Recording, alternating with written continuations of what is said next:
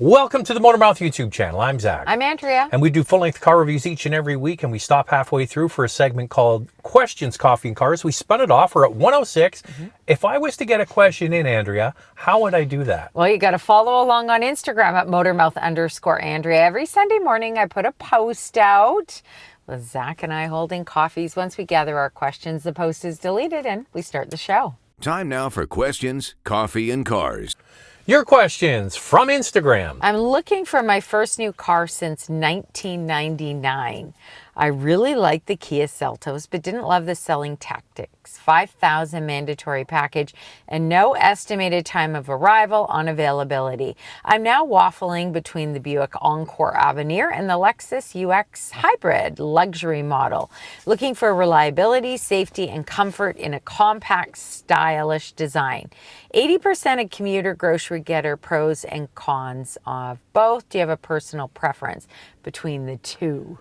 Okay, so what's the Buick again? The Encore? The Encore, okay, yeah. So the Encore is the one you can get with all-wheel drive. Okay, we're going to do 3, 2, 1, Andrea, and we're going to say which one we would choose. You ready? It's between the Lexus UX and the Buick Encore in 3, 2, 1. Lexus. And it, obviously you don't buy cars very often. Your last new car was in 1999. Doesn't mean he hasn't bought other cars. It's just his last new car, or she. I would say you get a Lexus UX if you don't need to carry anybody else in the back seat and you're just going to get groceries. Yeah, the UX is small. But Cargo space and rear seat legroom, but I don't know what your budget is because you're talking Kia Seltos. So the thing about the Lexus UX Hybrid, terrific hybrid, always going to retain its resale value.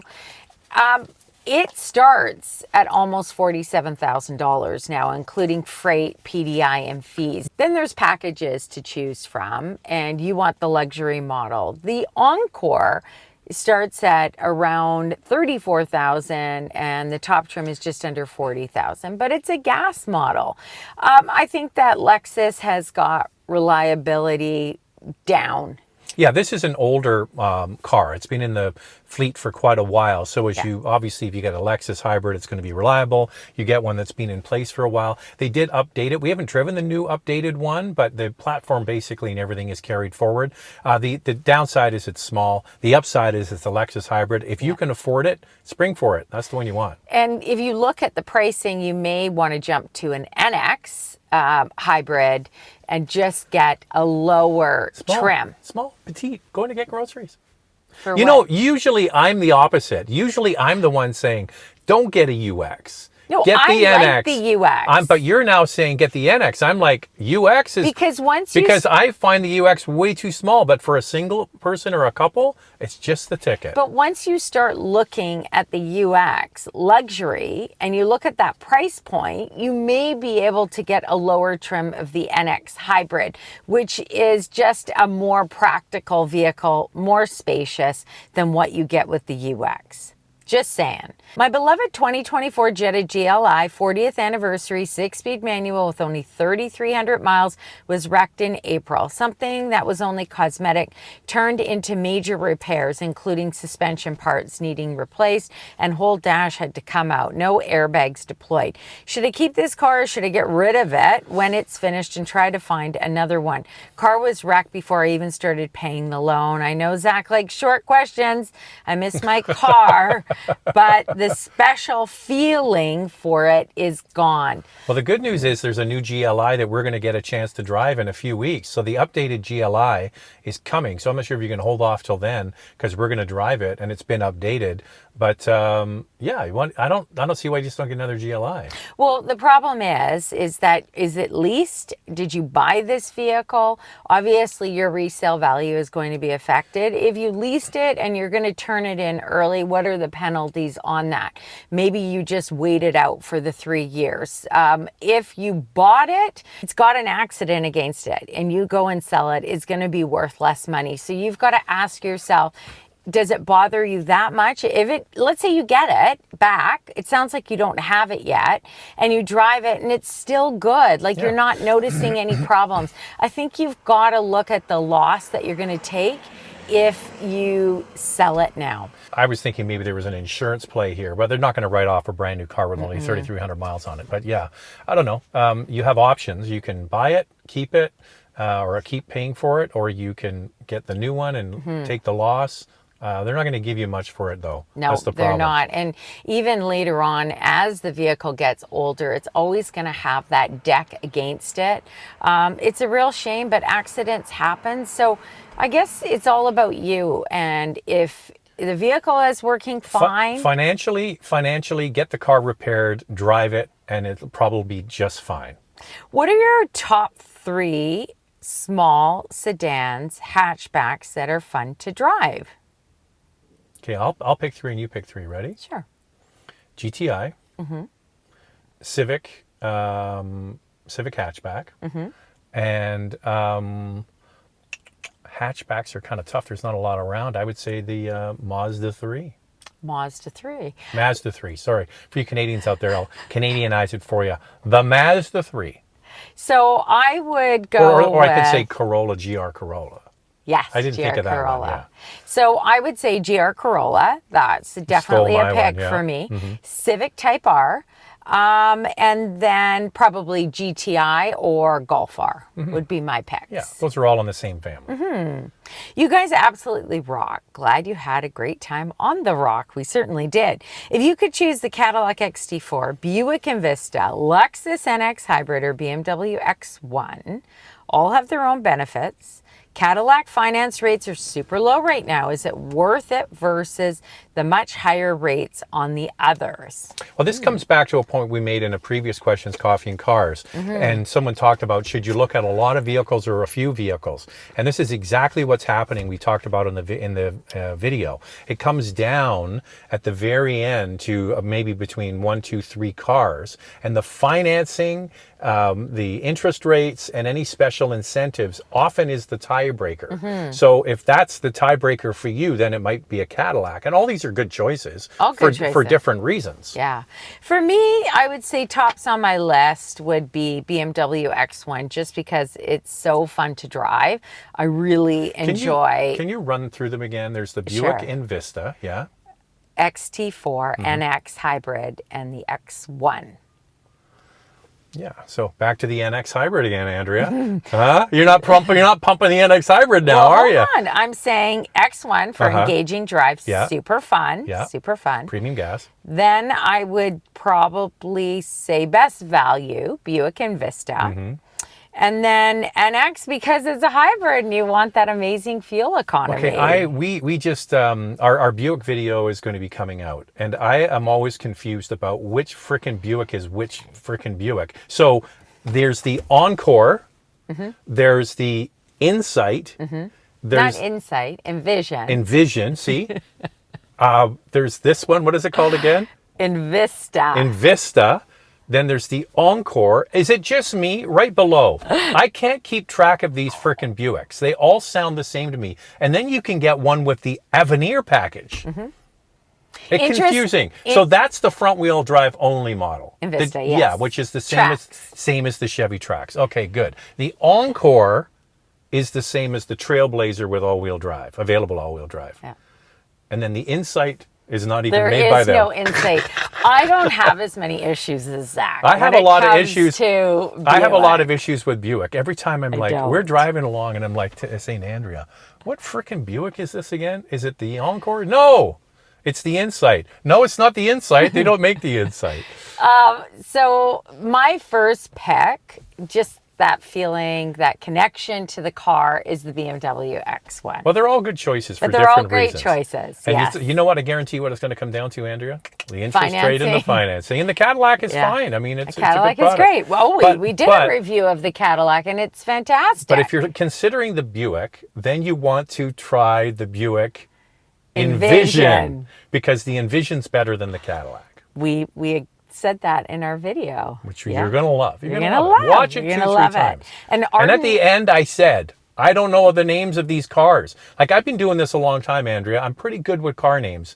That one, It just baffles me. He can't do Envision, Envista, and Encore, but especially Envista and Envision. That is challenging. And I want to for call Zach. it. I want to call it the Insight. It's not the Insight. Because that was Honda. That was Honda. An ardent follower here, always looking forward to Questions, Coffee, and Cars episodes and car reviews. You recently published the video about the 90 feedback from new car users, 90-day feedback. My question is, are car companies taking genuine feedback from consumers when it comes to how much technology really is desired in new cars? I just see most manufacturers pushing more and more advanced tech, mostly irrelevant to most users, pushing the cost beyond the reach of many buyers. Nautilus is prime example. Well, you know what? There was another study that came out. I'm trying to remember who did it. And it basically talked about all of the advanced tech in cars. Yeah. And most people use a fraction of it. They want their Apple and Android. That's their favorite.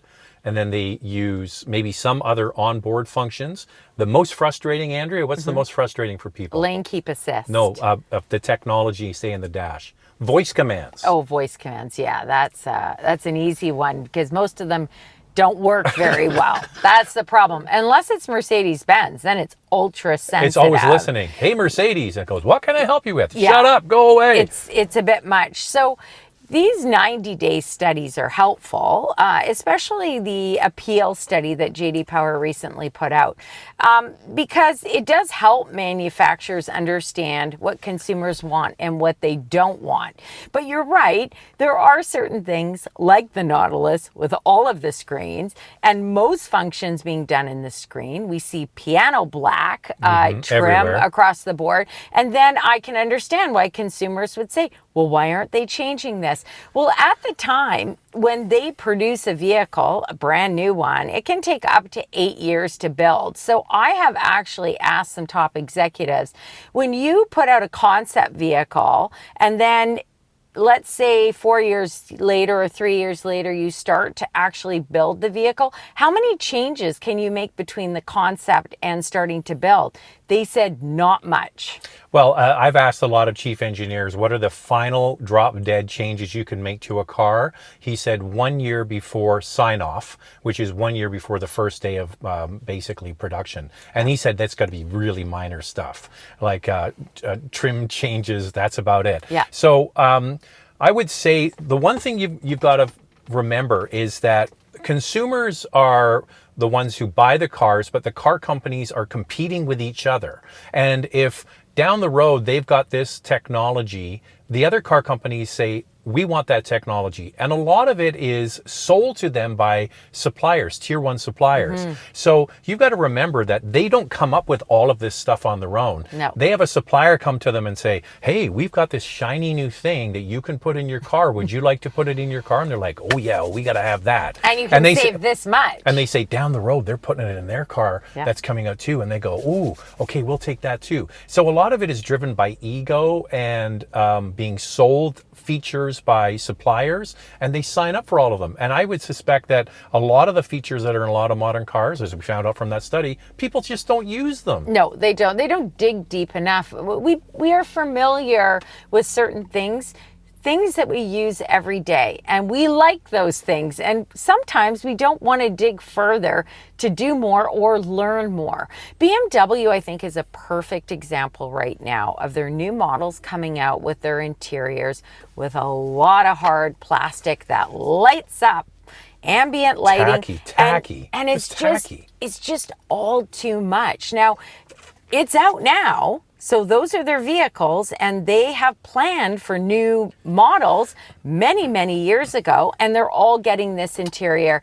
And I think it's a shame. I saw pictures of the new BMW X3, and you know what? Right? I don't love the interior. The other thing is you've got to remember that car companies have worldwide markets. And brands like BMW make cars for a worldwide market. They don't have different cars, really, slight variations for different geographies. Yeah. And what is the biggest car market in the world? China. China dictates a lot of taste and style choices. So that Lincoln you talked about with the big screen that goes all the way across, in the Chinese domestic manufacturer race, so that's all the Chinese brands that you have never heard of. You might have heard of BYD or Geely. They throw all this tech in their cars. They're just laden with tech. The first time I ever saw was a Baidon, which is a Chinese brand, had a huge screen, just like the Lincoln, that went one side to the other, but it was thicker. I saw it, and it was like well before COVID, 2017 maybe, and I was like, wow, who would want that? Well, fast forward, the Lincoln is made in China and really is targeted at the Chinese buyer. The BMWs, their biggest market is China, and the Chinese buyer like certain things. They like things illuminated. They like more, the big grills on BMWs. That's really for the Chinese market. One thing I have to applaud one brand, Polestar. They've kept their interiors very simple. Their vehicles are also made in China, but I like the look of it because they're designed in Sweden. Exactly, that's the difference. I know, but I just think that they've kind of stayed true to the brand, similar to Volvo.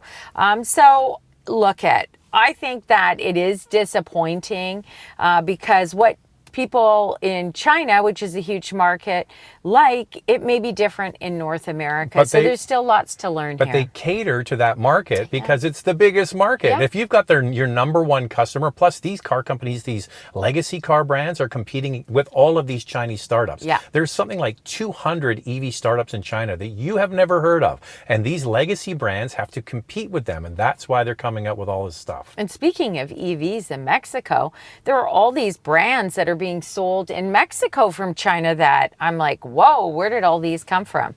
So lots to come with that and what Canada decides about tariffs for electric vehicles coming from China, if they allow them in. Still waiting to hear about that. Hello guys, I'm currently leasing a 2023 Jeep Wrangler and absolutely love it. At the end of my 5-year lease, I was planning on leasing another Wrangler, but this time a 4xe. However, with the government rebates slowly disappearing, should I buy out my current Wrangler at the end of the lease, or is it still worth the change to a 4xe? Even without the rebates? Love how they're trying to force us to go electric, but take away the rebate. But the federal rebate is not going anywhere. So in Canada, you get, if for a plug-in for the 4xe, for example, I think it's $2,500. It depends on the range. Yeah. If you get over 50 kilometers of range, you get a full $5,000. They might be talking about provincial rebates that are going away. But eventually they're going to have to go away. These EV brands and the EV technology is going to have to stand on its own. You might be onto something there. So the Wrangler 4xe, actually, I thought it was more expensive, and I think it used to be. I think it used to start at $70,000 in Canada. But now, after looking online, it's quite interesting to see that the 4xe starts at just over 60,000 Canadian to over 80,000 Canadian, depending on the trim. Now, that's the 4-door. Yeah, but we might have had like a Rubicon or something, which is maybe why it was. No, it had. I felt like it had still a higher starting price, but fine, it's $60,000. So you do get the $2,500 federal rebate now. In 5 years, we don't know, of course. It has 35 kilometers, 22 miles of range. Tiny, tiny bit of range there. Now the Wrangler gas model 4-door starts at almost 55,000 Canadian with the manual. Add another 4,000 for the 8-speed automatic transmission. You're getting up to the base model of the 4xe. I think it really depends how you drive. We had a viewer reach out. He has a 4xe. He can actually, believe it or not, stay within that daily range every day, comes home, charges it up, and is able to basically have a clean drive every day, rarely gets fuel. Well, so it depends where you're at on that. Even if you do run out of range, you're still averaging down your fuel costs. And the other thing is, do not buy a plug-in if you don't have a plug. If you live in an apartment and you can't plug it in, don't buy it. So there you go. Yes, so you'll have to decide what you want to do. But hey, I think buying out the Wrangler after 5 years, if you love it and it's been good to you, these Wranglers hold their value. I think that you could do quite well on it. I would suspect that the regular gas model will hold its value better than the 4xe because you're talking about used, older electronic technology, and we all know the bugaboo for a lot of older cars is electronics. So put it this way, if Zach was in the market for a 5 or 8 year old Jeep, it wouldn't be a 4xe. It would be just one of the gas models. Yeah, one of the gas models. That's what I would get as well. What is the best way to capture a better resale value of a car that has been taken care of meticulously, including PPF, ceramic coating, preventatively changing parts, fluids? Seems that miles and model year are 98% of the appraisal. Oh yeah, you have to definitely, you're playing with the market, right? So it's how you market the car. So if you can show, so when you buy a used car, you're not buying the car, you're buying the owner. And so if you're somebody who has protective film on the front, you've had it ceramic coated, and you've kept all of that paperwork, that is valuable. It also comes down to whether it's a unique or specific car. If it's just a regular car, might not be worth much, but if it's a unique car, like a used sports car, that matters to people. The reality is people look at age and mileage. That's just the way it is. It's great that you're maintaining the vehicle, but there really is a bigger picture. And when a vehicle does, what sort of features does it have? Does it come with certain things that people want, like wireless Apple CarPlay and Android Auto, as it being in an accident? But the number one thing they look at is mileage. Yeah. Just one thing is, like back we talked about, the tie often is between the finance rates for a new car. Well, if you've got two models that you're looking at on a classified online forum, you see this one is, the same age and mileage as this one, but this one's, fully maintained, one owner, all that stuff that you're doing to your car would be a tie-breaking situation, and you might get a slight premium for it. That's the way we look after our cars, and we've always done well selling them. Mileage and age is the number one factor, but I think it's how you market the car and how you write up the description is really important. Yeah, I agree with that too. And price. If you have a vehicle with low kilometers on it, you're always going to fetch more. I actually disagree a bit with Zach on this. I think that even if it is, they say woman driver, because apparently women driver they're a little bit more careful, I guess, and we don't drive as fast. I won't say anything. Definitely not me. But I don't know. I just go back. It's mileage. But good for you for maintaining your vehicle, as we all do, and we should. Absolutely. All right, that's it. How do you get a question in? Follow along on Instagram at motormouth_Andrea. Every Sunday morning, I put a post out on Instagram with Zach and I holding coffees. Once we gather our questions, the post is deleted and we start the show. Thanks for watching. See you then.